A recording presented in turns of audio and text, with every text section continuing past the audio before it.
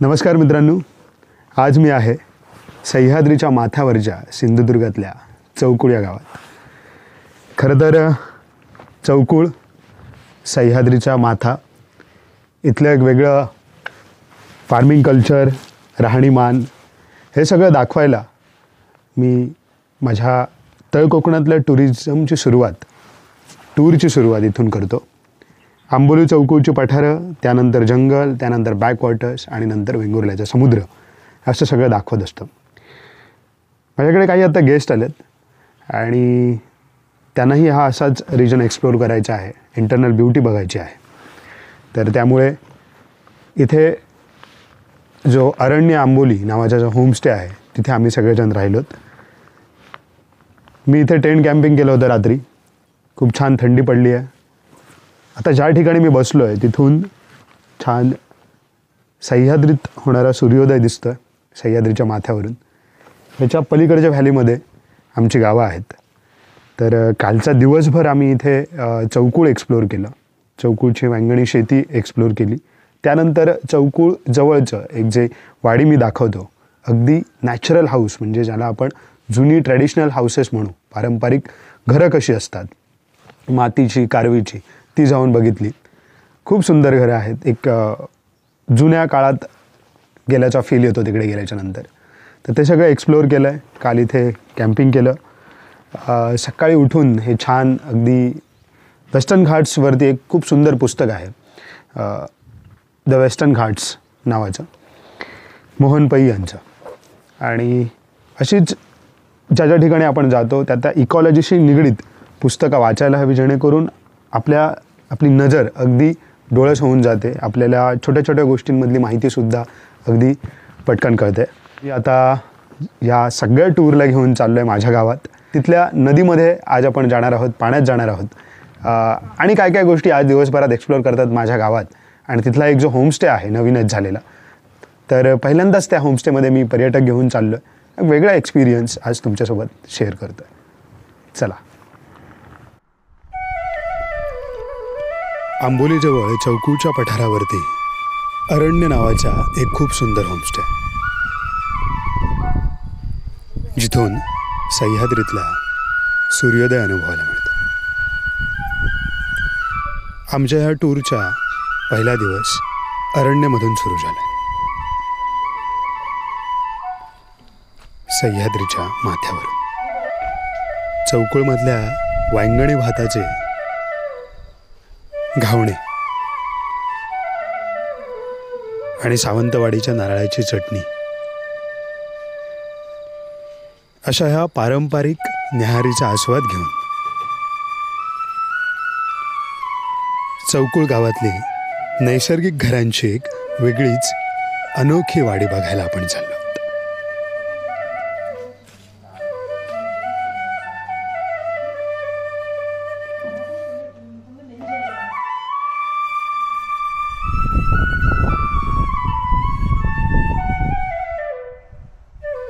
तुम्हाला, मला, आपण सर्वांना साधारण 20 वर्ष मागच्या जगात घेऊन जाणारा हा रस्ता आणि हे गाव, स्वप्नातलं गाव। इथली सगळी घरं मातीची, कारवीची, कौलारू, आजूबाजूच्याच नैसर्गिक संसाधनाचा वापर करून बांधलेली ही खरी सस्टेनेबल घर। एखाद्या गावातली घरं बांधण्याची शैलीत सुद्धा त्या गावाची नैसर्गिक ओळख दिसून येणं म्हणजे शाश्वतता, म्हणजेच तर निसर्ग जपणं। ही आहे बेरडकी वाडी। मित्रांनो, एका वेगळ्या जगात आज आम्ही असो, जुन्या कोकणात दिल्यासारख्या वाटतात। हे असे हे वाडे हे तुम्ही बघतात, मस्तपैकी हे गवताचे आणि ह्या कुडलेले जे असत ते कारवीचे असे हे वाडे असत आणि ही सगळी मातीची घरं असत। आपल्या ह्या पद्धतीची जी घरं असत ही आपली जुनी जी संस्कृती आहे ती ती पुन्हा एकदा कोकणात घेऊन येऊची असा ह्याच्यासाठी आपण प्रयत्न करतो. आणि इकडची जी लोकल लोकांची जी ही घरा बनवण्याची जी पद्धत असा त्या पद्धतीचं डॉक्युमेंटेशन होणं आणि हे जे कलाकार असतात ह्या कलाकारांका काहीतरी काम मिळणं ह्याच्यासाठी प्रयत्न करतो. त्याच्यासाठी आज आम्ही या वाडीत दिलेलो असो आणि या वाडीतले जे कलाकार असतात जे कारागीर असतात त्यांना कोकणात घेऊन जाऊचो आमचा प्रयत्न असा. ही जी तुम्ही घरं बघताय एकसंध मातीत बनवलेली घरं असतात, पूर्णपणे लाकूड माती आणि वरती नळे.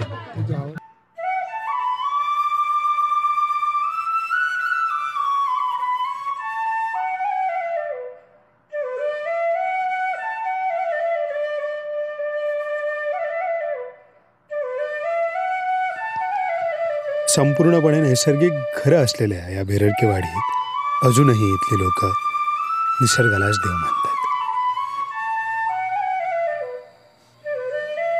आणि त्यांची ही श्रद्धा कायम राहावी हीच ईश्वर शरणी प्रार्थना.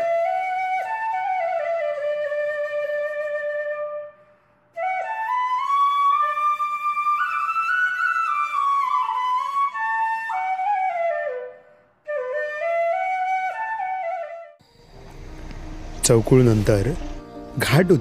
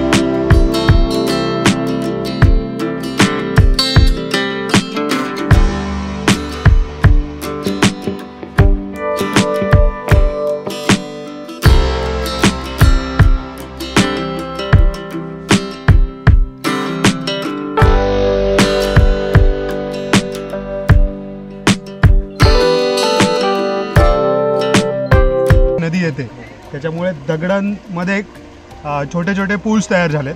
सो हा शेवटचा पूल आहे.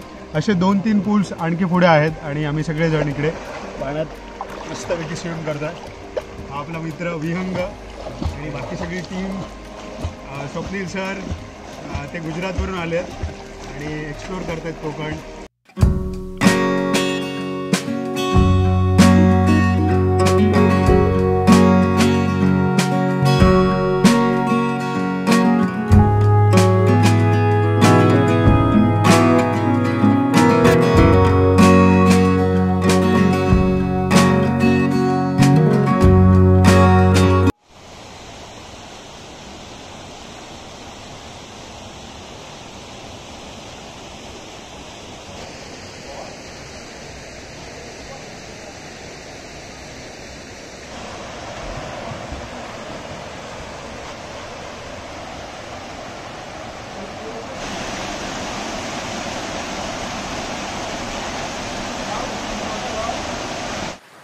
आजचा चौकुळ या गावातून सुरू झालेला प्रवास त्यानंतर आपण नदीकडे आलो गावातल्या, आणि आमच्या गावची नदी जिकडून सुरू होते त्या ठिकाणी नदीमध्ये काही असे रांजण खळगे तयार झालेले आहेत.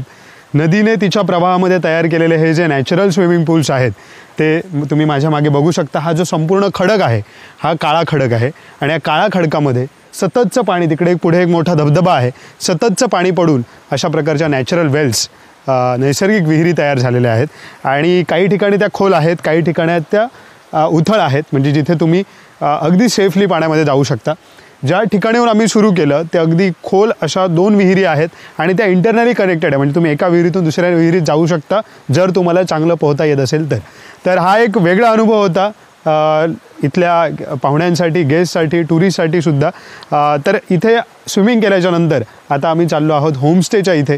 गिरीश सावंत यांचा जो होमस्टे आहे, जो एका मागच्या व्हिडिओमध्ये मी तुम्हाला दाखवला होता, त्या होमस्टेच्या इथे आपण जाऊन आता अगदी ऑथेंटिक अशा कोकणी जेवणाचा आस्वाद घेणार आहोत, आणि नंतर अजून काही गोष्टी पाहणार आहोत. Let's go.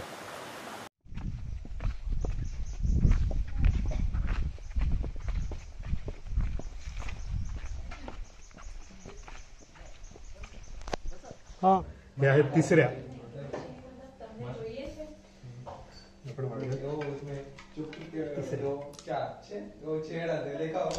कोकोनट तिसऱ्या असंच वाढते ना.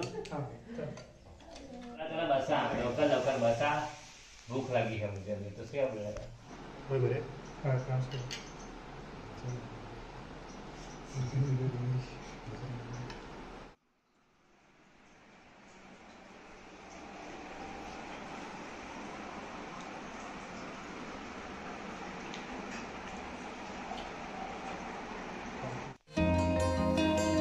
जेवणानंतर आम्ही देवराई बघायला गेलो. गावकऱ्यांनी श्रद्धेच्या नावाने जपलेलं जंगल, अनेक प्रकारची झाडं, आणि त्यावर अधिवास असलेले अनेक प्रकारचे पक्षी. सापांमध्ये सर्वोच्च भक्षक असलेला कोब्रा म्हणजेच नागाला जागेदार म्हणून या देवराईत पुजलं जातं.